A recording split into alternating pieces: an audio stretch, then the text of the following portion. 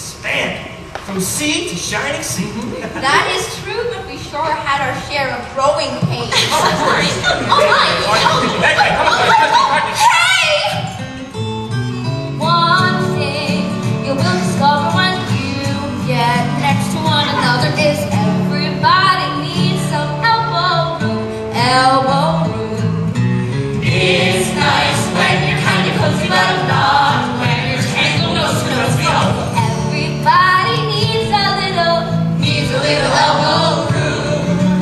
That's how it was in the early days of the USA. People kept coming to settle though. The East was the only place there was to go. The president was Thomas Jefferson. He made a deal with Napoleon. How'd you like to sell a mile or two? Or 3 or 100 or 1,000. And so in 1803 the Louisiana Territory was sold to us with that fuss and gave us lots of elbow room. Oh, elbow room, gotta get some elbow room. There's no S nor bus, you gotta make us. There's a new land out there. Lewis and Clark volunteered to go. Goodbye, good luck, wear your overcoats. They prepared for the times and for that. And for that they hired Sacagawea to be their guide. She led them all across the countryside. The coast and found the most elbow room they ever had. The way was opened up for folks with bravery.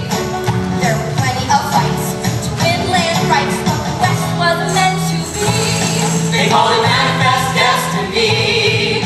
The travelers, traders and the peddlers, the politicians and the settlers. They got there by any way they could. Any way they could go. The gold rush trampled down the wilderness trail. Spread across the West was opened up for good. Now we jet from east to west. Goodbye, New York. Hello, LA. But it took those early folks to open up the way. Now we've got a lot of room to be growing from sea to shining sea. Guess that we have got our elbow room. Elbow room. But if there should ever come a time when we're crowded up together, I'm sure We'll find some elbow room. oh, elbow room, elbow room. Gotta get some elbow room. It's the moon or bust. It gotta be trust. There's a new land out there.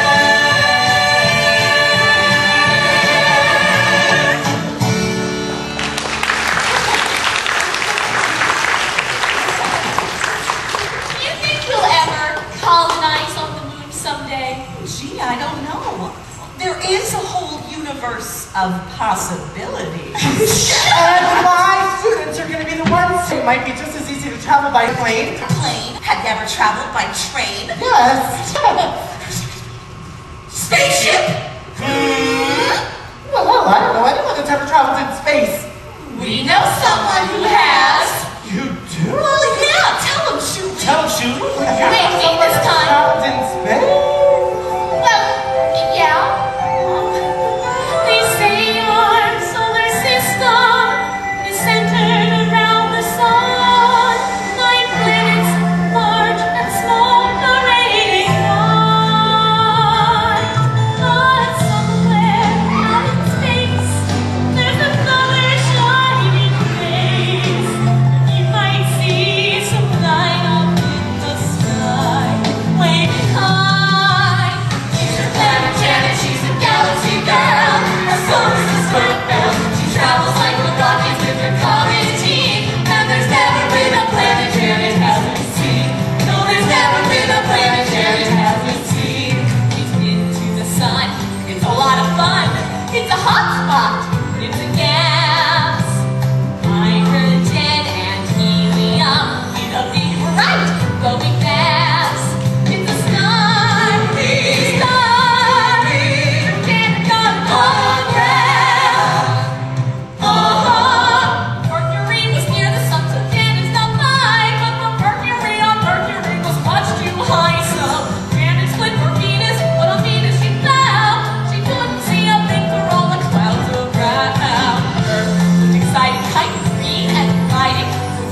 thought she'd give it a go.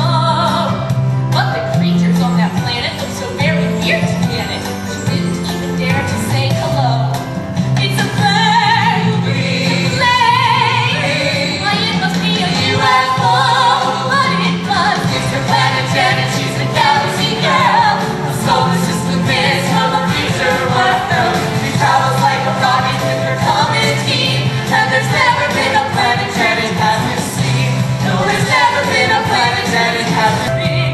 Janet shows off its rings. Promise is built on a funny tilt. Neptune is its twin. Pluto is the furthest planet from our sun. They say our solar system is not alone in space. The universe has endless mystery. Some future astronaut may find out what she thought. A shooting star instead turned out to be. It's her planet Janet, she's a galaxy girl. A solar system is from a future world. She travels like a rocket with her comet team. And there's never been a planet Janet hasn't seen. No, there's never been a planet Janet. It's her planet Janet, it's her planet Janet, it's her planet Janet, it's her planet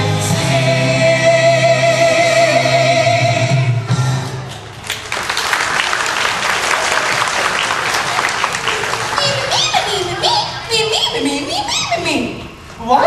Well, what is it, Janet? Well, I think she's trying to tell us something. Well, planetary updates? As you know, Tom, the world of science is constantly changing.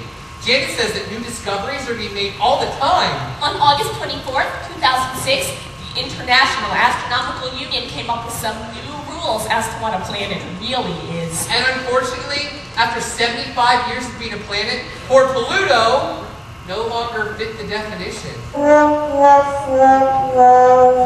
Aw, poor little guy. Well, what does that make Pluto now?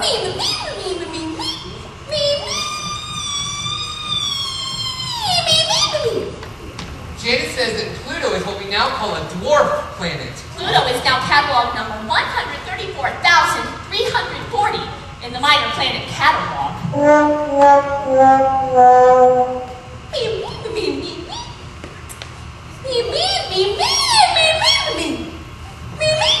Bye, Janet. Well, what did she say this time? Oh, she said although it's sad to say goodbye to Pluto as a true planet, new discoveries out in space are being made all the time. That's right. Like currently, there's another dwarf planet 1.5 Pluto size that scientists have just discovered. Oh, what's it called? This dwarf planet is named Eris. Oh, hi, Eris.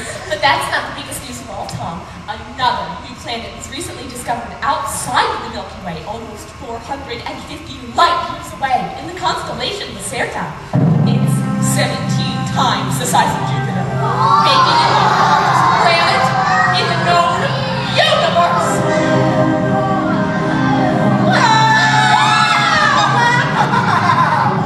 Now that's what I call a planet. The coolest thing about this planet is that it hardly weighs anything at all. It's like a giant ball of cork floating in space. If you had a swimming pool big enough, this planet would float on the water. This new planet's name is Hat P1. Ooh, how boring. But astronomers are working on a better name. So far, they've narrowed it down to Xena, Titan, Cerberus, Galileo, or Bob. Mom! Yeah, Bob. I guess we'll have to see what they come up with. But until then, keep your eyes open and look out for all the cool new discoveries happening out in space. Well, Tom, we've been here long enough.